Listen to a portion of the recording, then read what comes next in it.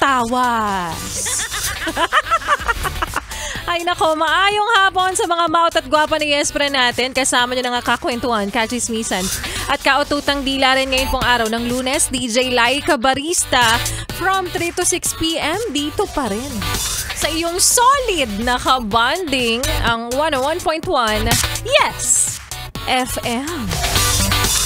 At sa mga yes pa na natin nakikinig, ayan, this 2025, we celebrate 20 years of Wonderland Festival featuring Daniel Cesar, Plain White Tees, and other OPM artists, Mayonnaise, Delao, at napakarami pang iba. So mangyayari na yan, yes friend, ngayong March 22 to 23 sa Philinvest City Events Grounds. For tickets, visit wonderlandfest.com. At para sa iyo, kuya, nanay, tatay, ate, kuya, nanay, tatay, ate, wala si lolo't lola? Heto na nga. Alam ko naman kanina pa kayo nag-aabang kasi nga tayo ay pare-parehas na mukhang pera para po sa atin. Pera, pera! Pera, pera lang yan! Pera, pera! Pera, pera lang yan! Heto na nga ang ating like katanungan for today. Ang like katanungan natin ay, ano ang katumbas o ang ibig sabihin ng salitang balik harap? Is it A, paulit-ulit? Letter B, nagdadalawang isip? Or letter C, taksil sa talikuran?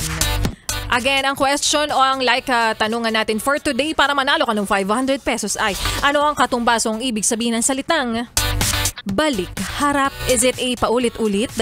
B, nagdadalawang isip? Or letter C, taksil sa taksil sa likuran. Ayan. Yes, friend. Ay,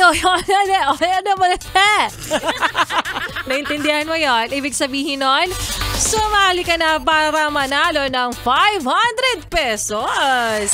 I-PM mo na ako sa aking Facebook fanpage na Laika Barista, LYKABARISTA. I-send ang yung kasagutan, ibigay na kagad ang yung numero para hindi na ako mahirapang i-PM ka pa.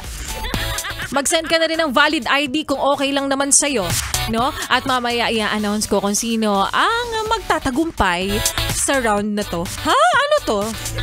Kung sino ang mananalo ng 500 pesos para po sa atin.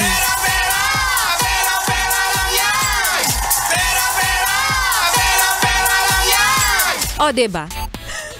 Ang dami namin pinamimigay. Ganon kami kagalante, ganon kami ka-generous. Of course, thank you so much din sa inyo. Kaya ibinabalik lang naman namin lahat ng mga ibinibigay nyo sa amin, yes friend.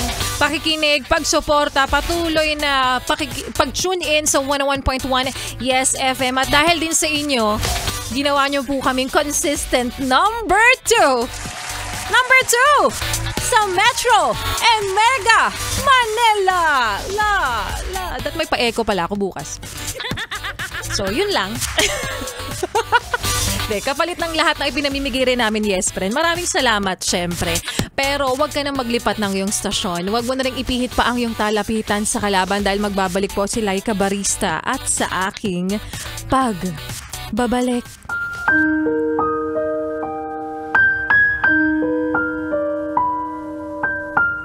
Minsan sa sobrang saya mo kapag kasama mo yung isang tao, akala mo siya na. Akala mo siya na yung tinadhana, pero sa kasamaang palad, pagiging kaibigan lang pala talaga ang pakay niya. At yan nga, yes, pre, ng kwento na ating mapapakinggan mamaya sa aking pagbabalik para po sa ating Laika Barista Moments.